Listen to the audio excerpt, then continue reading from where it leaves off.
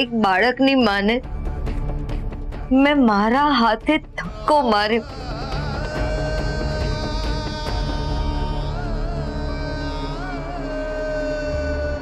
શેઠાણી, શેઠાણી, હા, આ ઓલા ધણીયાણી છે ને, અરે જેને આપણી જૂની ડેલીએ રાખ્યા છે. હા, શું થયું? એ બિચારી બાઈને મારું બાળક ભૂખ્યું થયો છે, પણ એને દૂધ નથી પાઈ શકતી. તમે બંને પૂજ્યશ્રીના અપરાધી છો, બધાને ખબર છે. કોઈ મદદ કરવા નથી આવવાનું. જાઓ અંદર.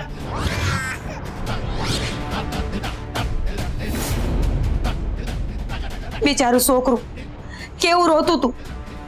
અરે મારો તો જીવ વધારે ચડી ગયો. આ છાતીમાં થોડું ઘસીએ ને તો દૂધ છૂટું પડી જાય, પણ એ બિચારી બાઈ આ નવી નવી માં બની છે એટલે કઈ ખબર નહીં પડતી હોય. અને એક ઓલો ધમાએ મને અંદર જવા જ ન દીધી, નકર તો હું એ બિચારીની મદદ કરત.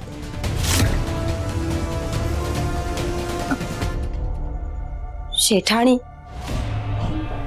તમે આમાં કઈ મદદ ન કરી શકો?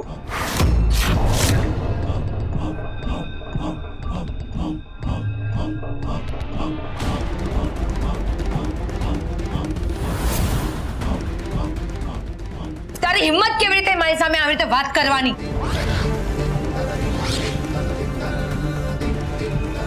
જેમણે પૂજ્યશ્રીનું અપમાન કર્યું હોય એ લોકોને હું મદદ કરું? ખબરદાર, જો એ લોકોનું નામ પણ લીધું છે મારી સામે તો જીભ ખેંચી લઈશ તારી. પણ શેઠાણી,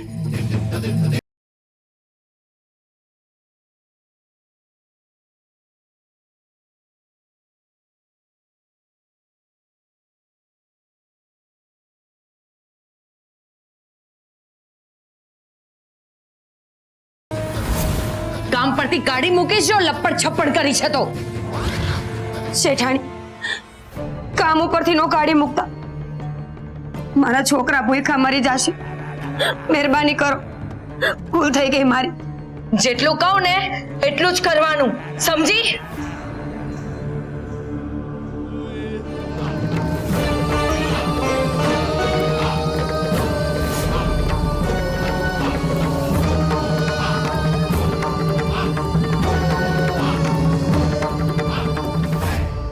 હું તો બીજ ગઈ હતી કે અચાનક તમને શું થઈ ગયું, પણ તમે આમ ધ્રુજતા હતા કા? એ તો પૂજ્યશ્રી સામે હોય ને હું કઈ ખોટું કરું ને તો ધ્રુજારી છૂટે છે. આવું કરવાનું મારા સ્વભાવમાં નથી. સારું, આ બધું મૂક. તું ઝટ જા, અંદર જઈને પૂજાની થાળી તૈયાર કર. શેઠાણી, આપણે ઓલી બાઈની મદદ કરવા જઈશું. હાર.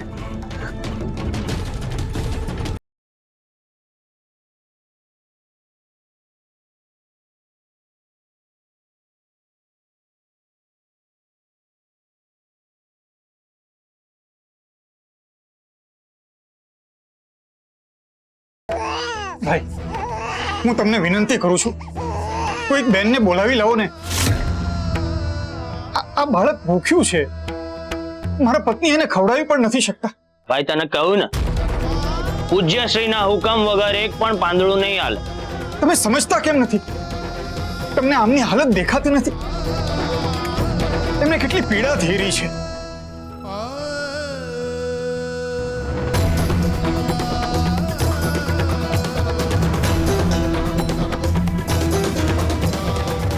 તમે એ તો કહી શકશો ને કે પર્વત કાકાનું ઘર ક્યાં છે?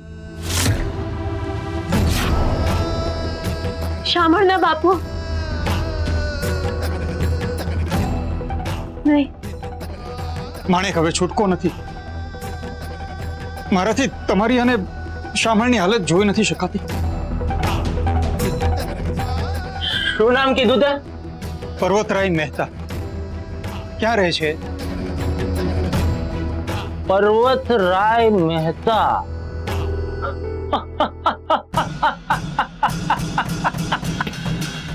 તમે આમ હસો છો કેમ? ભાઈ મને ખરેખર તારા પર દયા આવે છે. શું થશે તારું?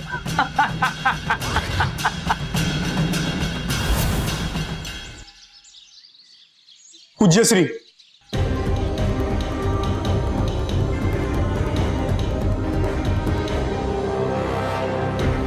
પૂજ્યશ્રી, આપના કહેવા પ્રમાણે રાજ દરબારમાં નરસિંહ વિરુદ્ધ ફરિયાદ કરી દીધી છે,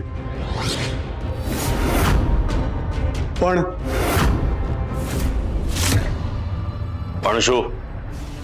ધનજી દાદાના અંતિમ સંસ્કાર પહેલા મહારાજે ધનજી દાદાના મરણનું કારણ જાણવા માટે રાજવૈદને મોકલ્યા હતા. રાજવૈદના કહેવા પ્રમાણે ધનજી દાદા ઊંઘમાં ને ઊંઘમાં જ ગુજરી ગયા છે. પણ રાજવૈદને રોક્યા કેમ નહીં? મેં રોકવાનો પ્રયત્ન કર્યો. મેં એમને કીધું પણ ખરું કે ગામના પ્રતિષ્ઠિત વૈદ્ય એમની ચકાસણી કરી છે. રાજા અને રાજવૈદ તો માની જાત, પણ રાજમાતાએ આખી બાજી બગાડી નાખી. એમણે બળજબરીપૂર્વક રાજવૈદને ચકાસણી માટે મોકલ્યા. એટલે હવે સાબિત થઈ ગયું કે નરસિંહે ધનજી દાદાને નથી માર્યા. હા, પણ મેં એ સાબિત કરી દીધું છે કે નરસિંહે ધનજી દાદાના દોકડા પડાવી લીધા છે. એ માટે નરસિંહને શું સજા કરવી એનો ન્યાય મહારાજે તમને કરવા કહ્યું છે. નરસિંહ પાસેથી ધનજી દાદાના દોકડાનો બટવો મળ્યો એ વાત તમને, મને, શ્રવણ, ધમો, વૈદ બાપા અને શેઠાણી સિવાય કોઈને ખબર નથી.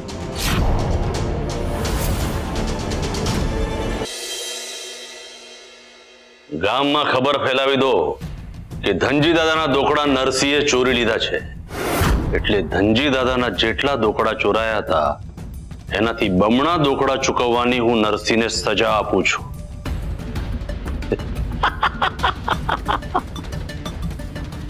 હવે બંને ધણી ધણાણીએ મારા પગે પડીને મને કરગરવું જ પડશે. જા, જઈને કહી દે નરસિંહને એની સજા.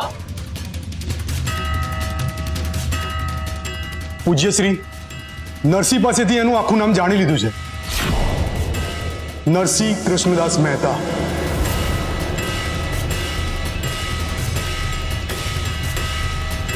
નરસિંહ કૃષ્ણદાસ મહેતા.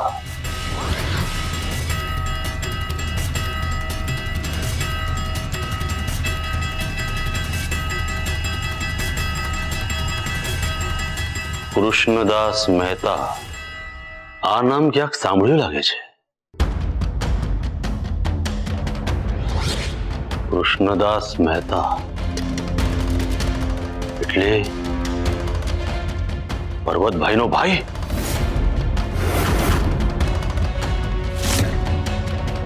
નરસિંહ કૃષ્ણદાસનો દીકરો છે એટલે પર્વતભાઈનો ભત્રીજો?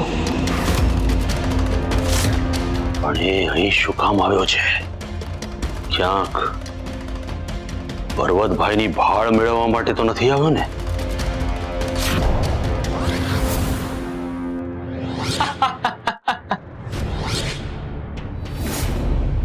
ભાઈ, તારું નસીબ જ કાણું છે એટલે મને હસવું આવ્યું. તું જે પર્વતરાય મહેતાને શોધે છે ને, એ છેલ્લા 5 વર્ષથી આ જુનાગઢમાં રહેતા જ નથી. તારે પર્વતરાય મહેતાના ઘર જવું છે? મારાથી હવે સહન નથી થઈ રહ્યું.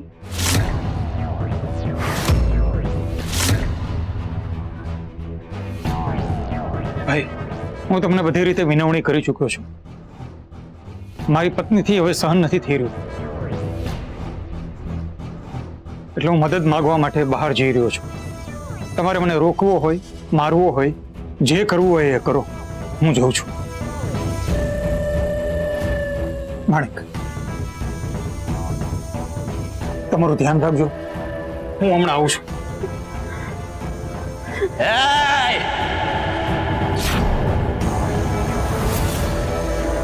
આ ડેલીની બહાર પગ મૂક્યો છે ને તો તારા ટાંટિયા ભાંગી નાખીશ. ભાંગી નાખો? મેં તમને કહ્યું એમ તમારે જે કરવું હોય એ કરો, પણ હું તો જઈશ.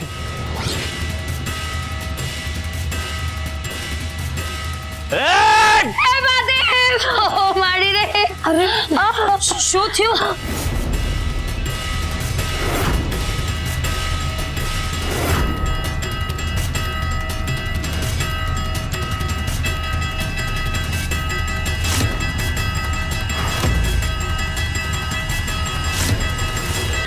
પગ મળી ગયો. ઓ મારી એક કામ કરો, જરા ખાલો તો.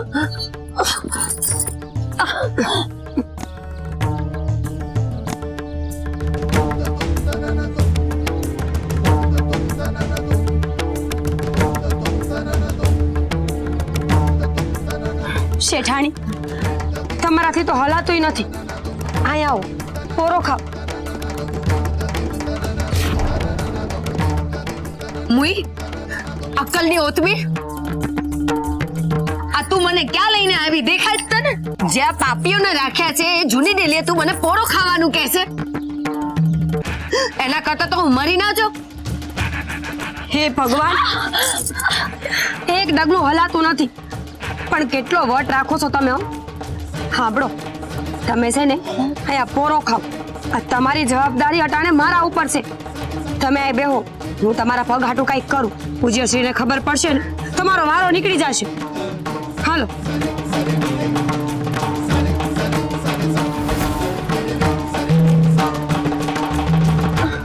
એ ધમા, હટ આમ.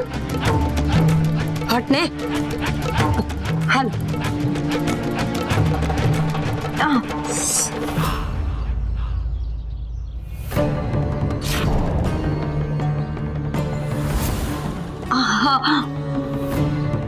ઓહ હે માતે એ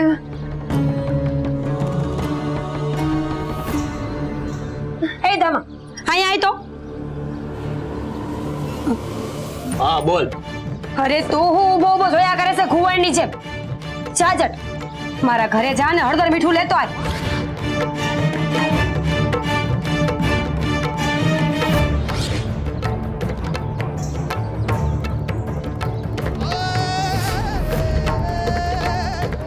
હું જાઉં. હે મહાદેવ. હા તો અરે ઊભો ઊભો સવાલ શું કરે છે? આ દેખાતું નથી? શેઠાણીનો પગ મચકોડાઈ ગયો છે. પૂજ્યશ્રીને ખબર પડશે ને તો તારો ને મારો બેનો રોટલો ઘડી નાખશે. જો એવું હોય ને તો આયા પહેરેદારી હું કરી લઈશ. અરે જા ને ઝટ. હા જઉં છું. તે ઉતાવળ રાખજે. હા ભલે.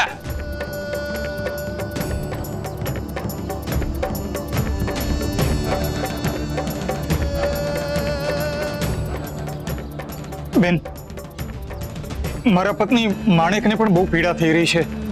એ બાળકને દૂધ નથી પીવડાવી શકતા. તમે જુઓ ને જરા.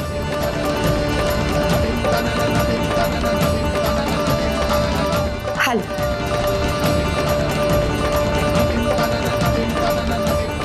તમારો ખૂબ ખૂબ આભાર બેન. તમે માણેકનું ધ્યાન રાખજો. હું થોડી વારમાં આવું છું. હે ભાઈ, અરે ભાઈ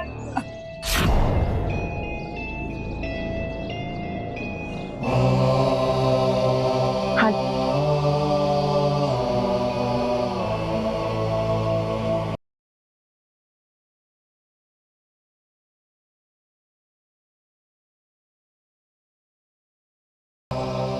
ઓલા ધમાના આવતા પહેલા આવી જાય ને તો સારું છે, નહીં તો એ કકરાટ કરશે.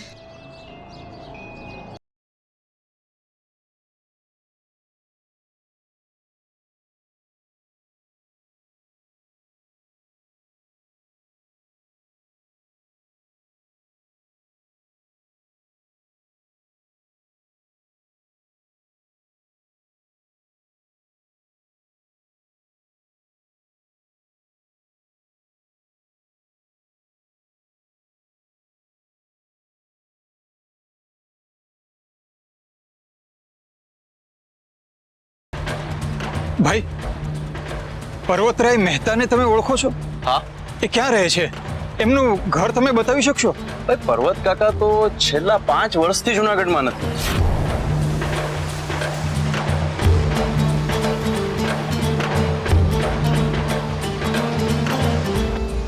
ભાઈ,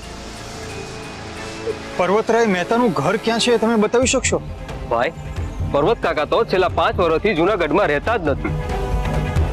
તો એ ક્યાં રહે છે હવે? એમનું હાલનું ઠેકાણું બતાવી શકશો? એની કઈ મને ખબર નથી, અને મારે અત્યારે થોડું મોડું થાય છે હો.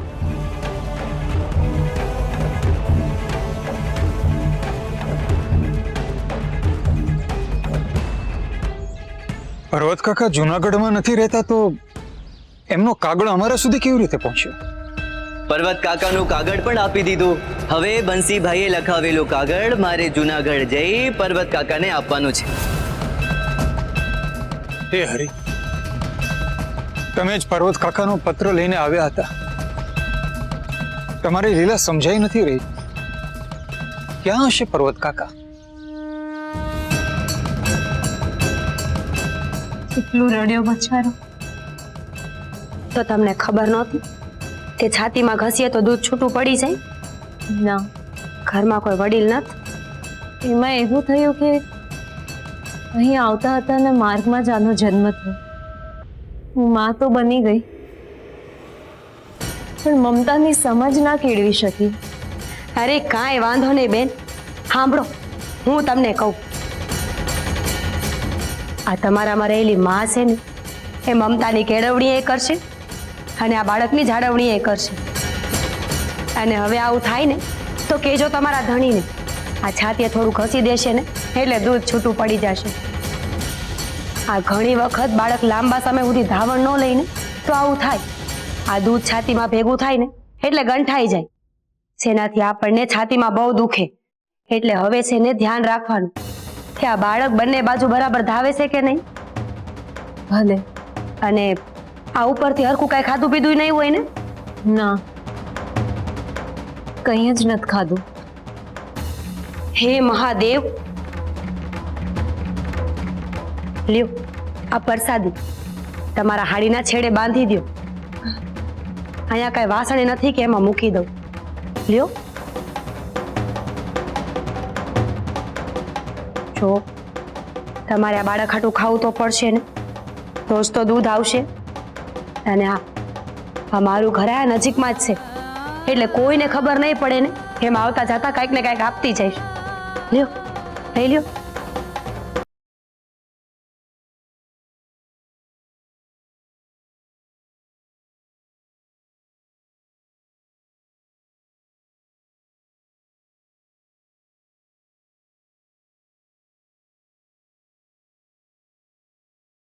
શું થયું? મારા ફૂલણમાંથી યાદ આવી ગયા. હોય બેન, આ તકલીફમાં હોય ને તો કા પોતાના યાદ આવે અને કા પછી આ ઉપરવાળો. તમારો ખૂબ ખૂબ આભાર. એક મામાં તમે મમતાનું બીજ રોપ્યું છે. એમાં આભાર છે એનો? આ મમતા તો તમારામાં પહેલેથી જ હતી. મેં તો બસ પાણી રેડ્યું છે. અને જો હા ચૂકવું ને તો આપણે બાયુ માણાને એકબીજાની મદદ તો કરવી જ જોઈએ. આ મારી ભાભી છે ને એને આવું થતું હતું. આ છાતીમાં દૂધ ભરાઈને ગંઠાઈ જતું હતું. પછી હું જ તે ઘસીને દૂધને છૂટું પાડી આપતી હતી. તમને દુખાવો ઓછો થયો કે નહીં? હા, હા તે થાય જ ને. આ જો ને તમારા બાળકને પેટ ભરાયું છે ને એટલે દુખાવો ઓછો થઈ ગયો. અને એ જોવો ને માનું દૂધ પીને કેવો હૂતો છે નિરાય.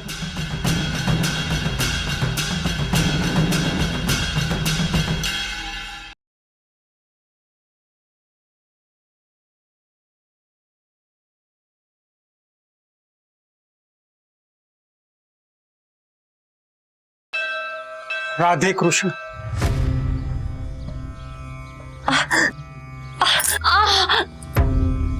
હે મહાદેવ. હાલો બેન, હું જાઉં. નકરા શેઠાણી છે ને એ રાડો રાડ થશે મારી ઉપર. તમારા શેઠાણી ખરેખર તમને વઢેવા છે. મને શેઠાણીએ સાચું બોલવાની ના પાડી છે એટલે ખોટું જ બોલવું પડશે. અરે બહુ જબરા છે અમારા શેઠાણી તો. હા તો તમારા નસીબ હારા કહેવાય કે મંદિરે જતા તાને પગ લપસી ગયો છે. આ પગ મૈડાઈ ગયો ને એટલે શાંતિથી બેઠા છે, બાકી કઈ બેહે એમ નથી. આ નકર છે ને આ મને તમારી પાસે આવવા દે એમ નથી. અને તમને ખબર છે જો ભૂલે ચૂકે પૂજ્યશ્રીને કહી દઈ ને તો મને તો કામ પરથી કાઢી મૂકે. બાકી આટલી વાર છે ને મારા વગર શાંતિથી બેહે એમ નથી. જોજો તો ખરા હમણાં રાડું નાખશે. ભાઈ મને જરા ત્યાં બેસવામાં મદદ કરશો? હા